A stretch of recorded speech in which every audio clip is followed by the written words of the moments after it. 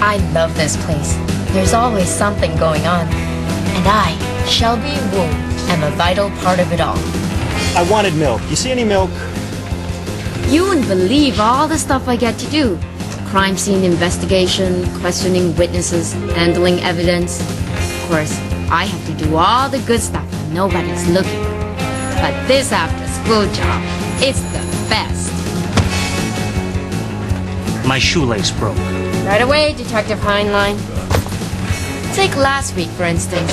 I was really having trouble with the mystery, even though all the clues were right in front of my nose. You'll probably figure it out a lot faster than I did. Maybe my problem was the crime hit close to home. In fact, it couldn't get any closer.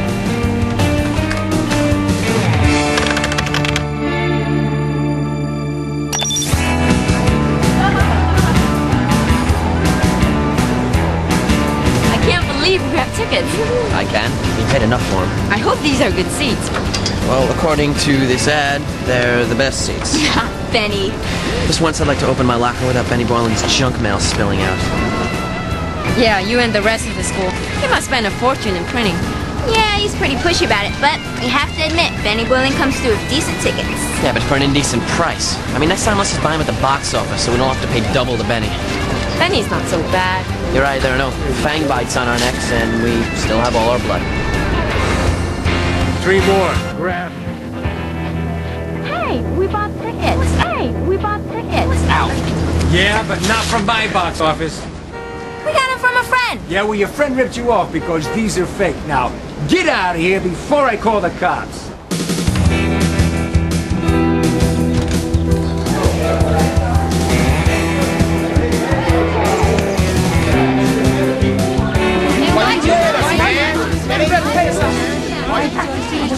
What's your problem, man? You're my problem, Boylan. Cripes, it's not my fault. You put these in our locker, you promised us good seats, and you sold us the tickets. How can that not be your fault? I bought them from the club, I swear. You know you are lying. Hey, I'll pay you back as soon as I can. You're the only guys I sell to. If I cheated you, would you ever buy from me again? You better pay us back, Boylan. Not that I blame those kids for being angry with Benny. I mean, I was a victim too. But what he said made a lot of sense. We're the only people who buy tickets from him. He'd be crazy to cheat us. So the big question was, where did all those fake tickets come from? I needed an expert on the criminal mind. Fortunately, I know where one lives. In his spare time, he runs a guest house out of his home. His students call him Professor Woo, but I call him Grandpa. It's like you always say, Grandpa. A suspect without a motive is a lousy suspect. Uh-huh. The thing is, Benny has no motive. I mean, if Benny rips off the people he sells tickets to, how long can he stay in business? Not too long. I know this is crazy, but I think Benny is being framed. I can't prove it. It's just instinct. But I think some great, big, terrible crime has been committed. Oh, hi. Enjoying your stay? Shelby, please don't talk about crime in front of guests. I saved that for my class on criminal science. I'm sorry. And as for instinct, I tell my students, look at the facts, the science. Instinct is just guesswork, and a good detective never guesses. Oh, almost forgot. And you didn't check today's mail. Little something from China. Mom and Dad?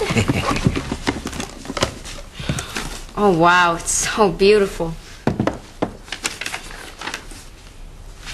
But did you have to send them a report card? Oh, that must have slipped in accidentally.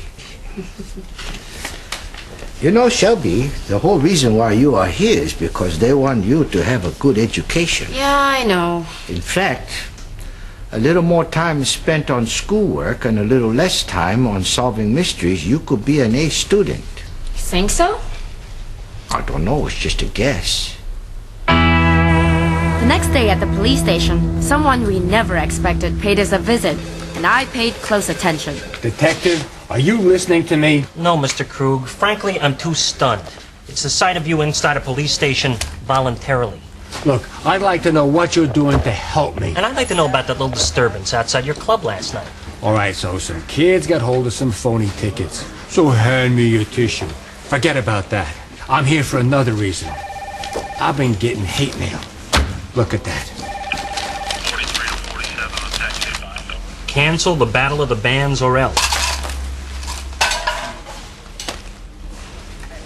Wouldn't you like to know how that got into my locked office? No. Well, I'm gonna tell you anyway.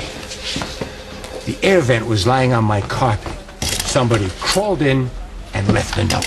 Probably one of your many happy employees. Hey, I'm entitled to protection just like any other citizen. Is that right, Krug? Well, look. Here's your file. Health complaints, noise complaints, unpaid bills, licensing violations. You want me to go on? Yeah, so nobody's perfect. Look, I need some help here. All right. I'll look into it when I get some time.